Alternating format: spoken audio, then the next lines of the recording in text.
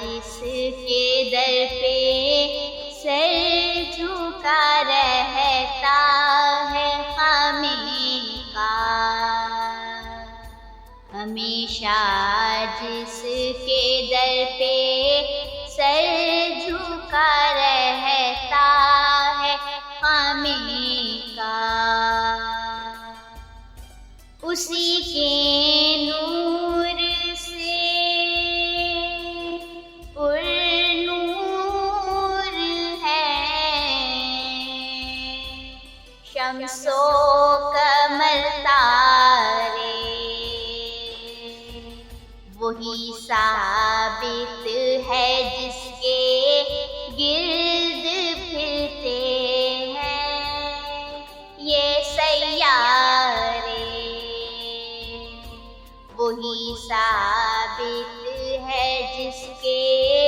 گرد پھرتے ہیں یہ سیارے۔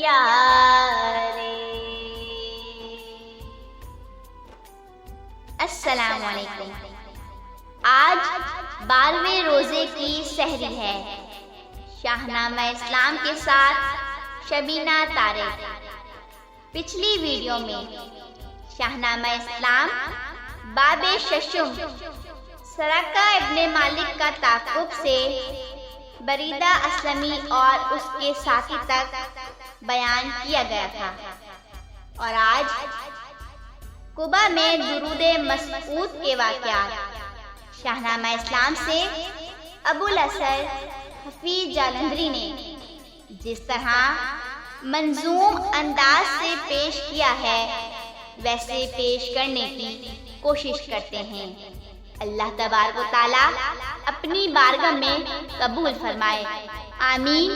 یا رب العالمین۔ شاہنامہ اسلام باب ششم سے آغاز کرتے ہیں۔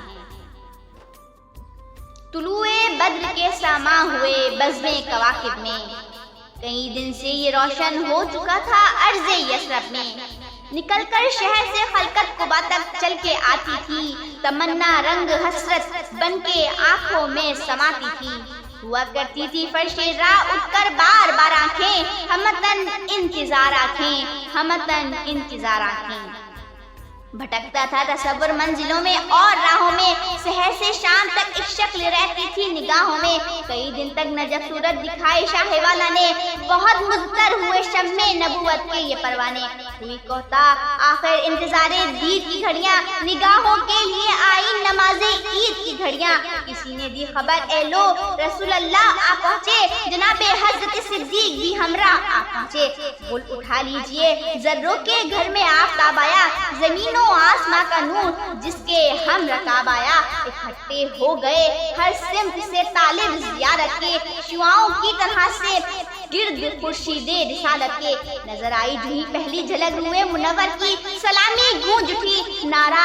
اللہ اکبر کی، پیغمبر نے قباء میں چند دن آرام فرمایا، مروت نے بلطف خاص فیض عام فرمایا، سبھی پہلے مہاجر اس جگہ موجود تھے سارے، اکٹھے ہو گئے تھے چاند کے چاروں طرف تارے، علی مرتضیٰ بھی تیسرے ہی روز آ پہنچے، چلے مکے سے تنہا پاپ یادہ تا قباء پہنچے، وہ اہل مکہ کو ان کی امانت دے کے آئے تھے، انہیں اسلام کا درس دیانت دے کے آئے تھے، ہوئے حاضر تو پاس سوجے ہوئے تھے، خون جاری تھا، نبی کا دیدہ ہمدرد محو اشک باری تھا، اساس دین محکم تھی نبی کی خاطر عالی، قباء میں سب سے پہلے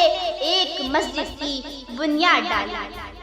یہ مسجد اولین بنیاد کی اطاعت گزاری کی، صفا کی، صدق کی، تقوی کی اور پرہیزگاری کی۔ اٹھی ایک روز آواز بلند اللہ اکبر کی، سواری جانب یثرب چلی محبوب دعوت کی، نماز جمعہ کا وقت مبارک راہ میں آیا، یہاں حضرت نے خطبہ جمعہ کا ارشاد فرمایا، یہ تھا بحر ملت جمعہ کا آغاز، حضرت نے امام المرسلی کی ابتدا کی، آج امت نے ہوا چاروں طرف اقصائے عالم میں پکار آئی، بہار آئی بہار آئی بہار آئی بہار آئی،